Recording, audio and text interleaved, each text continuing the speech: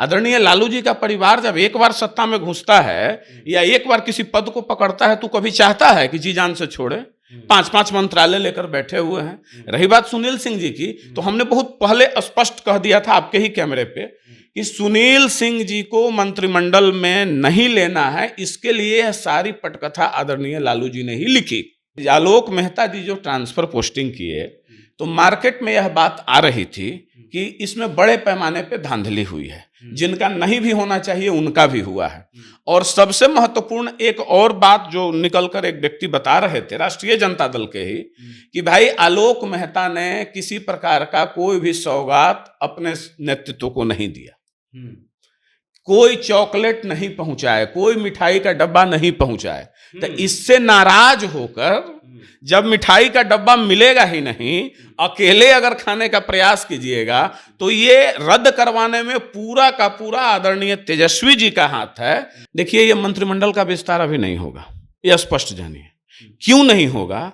क्योंकि जो तेजस्वी जी 5-5 मंत्रालय लेकर बैठे हुए हैं, तो मोह माया तो छोड़ेगा नहीं ना। अगर मंत्रिमंडल विस्तार करेंगे तो उसमें तो हिस्सेदारी देनी पड़ेगी।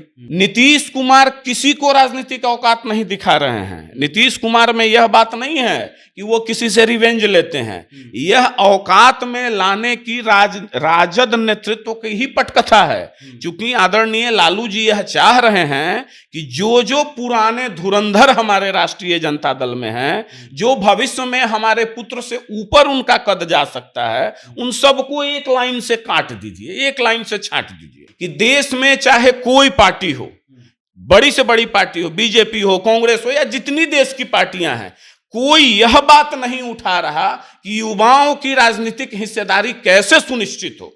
जो युवा देश के अंदर 70% मतदान करता है, उसको राजनीतिक हिस्सेदारी देने के बजाय सिर्फ उसको नौकरी में उलझा कर रखा जाता है। नहीं, प्रधानमंत्री जी का महिला को नग्न घुमाया गया, इस मसले पर चुप रहना हम इसका खंडन करते, वो उचित नहीं है। लेकिन राष्ट्रीय सुरक्षा से जुड़ा मुद्दा जहां होता है, तो वहां बेवजह बयान देना कोई मुद्दा नहीं बनता। मणिपुर की घटना शर्मसार कर देने वाली घटना है, और देश के किसी कोने में किसी बहनों के साथ, महिलाओं के साथ अगर कोई कुकृत्य अत्याचार होता है तो हम उसके सख्त विरोधी हैं, और उस व्यक्ति को दंडित होना चाहिए। लेकिन उस पर्दे के पीछे कौन सा घिनौना राष्ट्रद्रोह का देशद्रोही कार्य चल रहा है, उसका भी पटाक्षेप होना चाहिए। बीते 10 दिन से खबर चल रही थी कि बिहार में मंत्रिमंडल का विस्तार होने वाला है। कई नाम थे, उसमें एक सुनील सिंह का भी नाम था, लेकिन हुआ यह है कि मंत्रिमंडल विस्तार भी रुक गया है और सुनील सिंह बहुत भावनात्मक पोस्ट फेसबुक पर कर रहे हैं। हमारे साथ अमित सिंह है, युवा नेता हैं। जो मंत्रिमंडल का विस्तार होगा इस साल हो जाएगा कि अब सीधे 25 में ही होगा? सनी, सबसे पहले आपके दर्शकों को मेरा प्रणाम, बिहार वासियों को प्रणाम। देखिए, यह मंत्रिमंडल का विस्तार अभी नहीं होगा, यह स्पष्ट जानिए। क्यों नहीं होगा?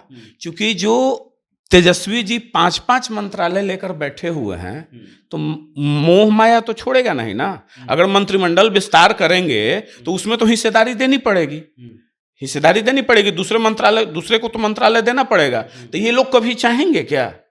आदरणीय लालू जी का परिवार जब एक बार सत्ता में घुसता है या एक बार किसी पद को पकड़ता है, तो कभी चाहता है कि जी जान से छोड़े।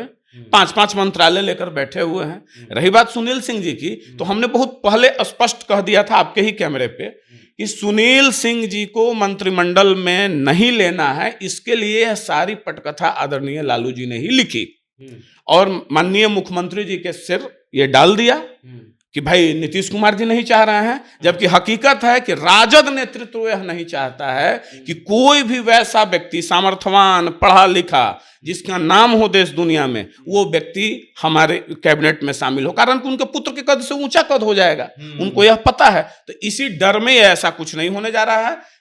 24 जब चुनाव समाप्त हो जाएगा, उसके बाद जातीय ये के हिसाब से या चुनाव के पहले कुछ किया जा सकता है। अच्छा, एक और मंत्री का नाम चल रहा है, आलोक मेहता। कल फैसला दिए वो कि भाई सबको जो है ट्रांसफर पोस्टिंग करना है, फिर अगले दिन फैसला नीतीश जी का आया कि सब रद्द। बिल्कुल, देखिए, इसमें माननीय मुख्यमंत्री जी का कोई रोल नहीं है।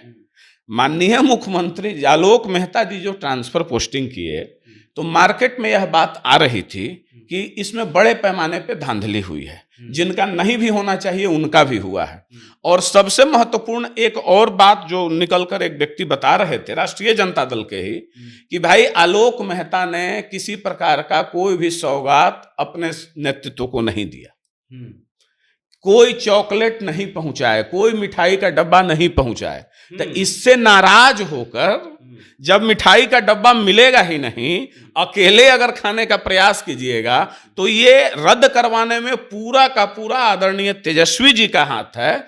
और चूंकि उनके कोटे के मंत्री हैं, तेजस्वी जी कहे कि भाई इसको रद्द कर दीजिए, तो माननीय मुख्यमंत्री जी ने उसे रद्द कर दिया। ये तो गठबंधन धर्म का पालन किए हैं और कुछ नहीं किए हैं। कहा जा रहा है कि डेमोरलाइज किया जा रहा है, पहले सुधाकर सिंह, सुनील सिंह, अब आलोक मेहता, चंद्रशेखर यादव, सबको नीतीश कुमार एक तरह से राजनीतिक औकात दिखा रहे हैं। नीतीश कुमार किसी को राजनीतिक औकात नहीं दिखा रहे हैं। नीतीश कुमार में यह बात नहीं है कि वो किसी से रिवेंज लेते हैं। यह औकात में लाने की राजद नेतृत्व की ही पटकथा है। क्योंकि आदरणीय लालू जी यह चाह रहे हैं कि जो जो पुराने धुरंधर हमारे राष्ट्रीय जनता दल में हैं, जो भविष्य में हमारे पुत्र से ऊपर उनका कद जा सकता है, उन सबको एक लाइन से काट दीजिए, एक लाइन से छांट दीजिए।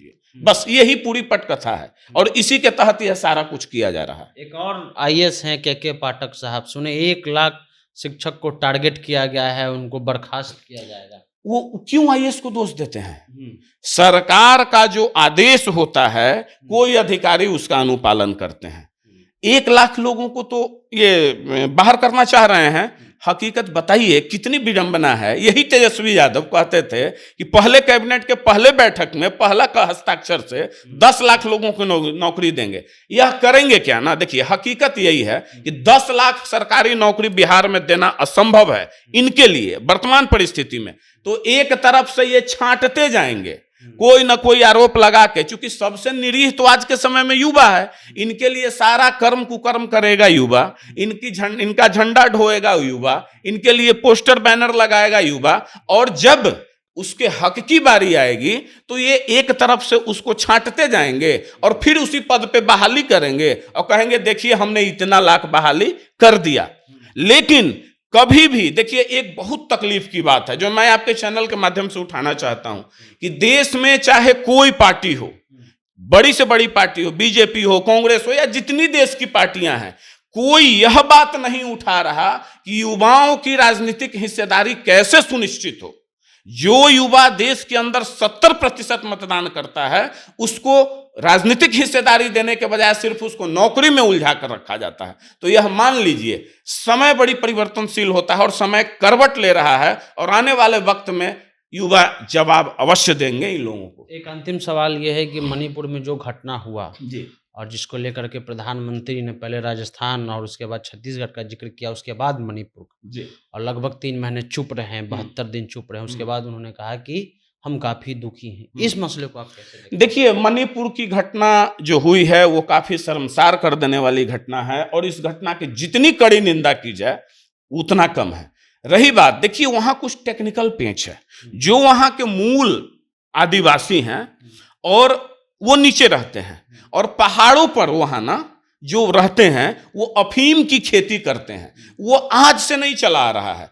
जब जब कोई भी सरकार उस पे कुठाराघात करती है, उस अफीम की खेती को, अवैध धंधे को बर्बाद करना चाहती है, तो वहां यही साजिश के तहत जातीय रंग दे दिया जाता है। और वह देश का बॉर्डर का इलाका है। प्रधानमंत्री जी ने नहीं बोला और बोला तो वो सिचुएशन तय करता है सुरक्षा से संबंधित। लेकिन जो घटना हुई है वो निंदनीय है और उसमें जो भी दोषी हैं उस पर कड़ी कार्रवाई होनी चाहिए। यानी कि उस मसले पर प्रधानमंत्री जी का चुप रहना, इसको आप सही नहीं, प्रधानमंत्री जी का महिला को नग्न घुमाया गया इस मसले पर चुप रहना हम इसका खंडन करते, वो उचित नहीं है। लेकिन राष्ट्रीय सुरक्षा से जुड़ा मुद्दा जहां होता है तो वहां बेवजह बयान देना कोई मुद्दा नहीं बनता है। कहा जा रहा है कि 10 MLA इंतजार कर रहे थे, प्रधानमंत्री जी मिले नहीं, अमेरिका चले गए, फ्रांस चले गए, लेकिन कोई बीच बचाव नहीं किया। शायद करवाते तो इतना नौबत खराब नहीं होती। नहीं, मैं बहुत पहले यह सवाल उठा चुका था आप ही के चैनल पे कि मणिपुर में निरंतर महीनों दिन से हिंसा हो रही है और ये हिंसा कोई चुनाव से हाँ, अभी से नहीं, बहुत महीनों पहले से ये हिंसा हो रही है। उस समय लोग कहाँ थे? सब लोगों को इस पे जागृत होने की जरूरत थी ना। आज कोई पार्टी अपना सांसद भेज रहा है, वहां विधायक भेज रहा है, सब कुछ भेज रहा है। कहां थे? बंगाल में भी तो हो रहा है, आप कहां हैं? क्यों नहीं भेज रहे हैं बंगाल में? तो मणिपुर की घटना शर्मसार कर देने वाली घटना है। और देश के किसी कोने में किसी बहनों के साथ, महिलाओं के साथ अगर कोई कुकृत्य अत्याचार होता है तो हम उसके सख्त विरोधी हैं और उस व्यक्ति को दंडित होना चाहिए। लेकिन उस पर्दे के पीछे कौन सा घिनौना राष्ट्रद्रोह का, देशद्रोही कार्य चल रहा है, उसका भी पटाक्षेप होना चाहिए। और राष्ट्रीय सुरक्षा के साथ कोई समझौता नहीं होना चाहिए और राष्ट्रीय सुरक्षा से संबंधित मसले पे किसी को बोलने का अधिकार नहीं। कहा जा रहा है कि प्रधानमंत्री अगर चुनाव होता तब जाते हैं, ऐसे तवज्जो नहीं दी। नहीं, ऐसी बात नहीं है। देखिए ये तो राजनीतिक बयान है। चुनाव होगा तभी जाएंगे, ऐसे नहीं जाएंगे। गृह मंत्री भी तो वहां गए और देश के सुरक्षा से, मतलब वही गलवान घाटी है, चिकन नेक है, और चिकन नेक के सुरक्षा के लिए भारत सरकार इतनी तत्पर रहती है, एकदम बिल्कुल कॉशस पोजीशन में है, और वहां हो रहा है तो उस पे नहीं है। वह सिर्फ और सिर्फ माफियाओं के द्वारा रचित साजिश है मणिपुर में, जिसमें वहां के मूल कुकी आदिवासी समाज के लोगों को प्रयास है कि भगा दिया जाए। इसीलिए वो हिंसा हो रही है। सरकार गोली नहीं ना चलवा देगी, चल रही गोली तो चल रही। सरकार एक जनरल डायर वाला कांड तो नहीं ना करेगी। बचाने के लिए सुरक्षा में गोली चल रही है, लोग मारे जा रहे हैं, लेकिन वहां का मूल जड़ जो है वो अफीम की खेती है, जो पहाड़ों पे होती है। चलिए, तो अमित सिंह जी हैं, इन्होंने अपना विचार रखा। आपकी इस पे क्या प्रतिक्रिया है? प्रतिक्रिया दीजिएगा। आप जनता जंक्शन देख रहे हैं।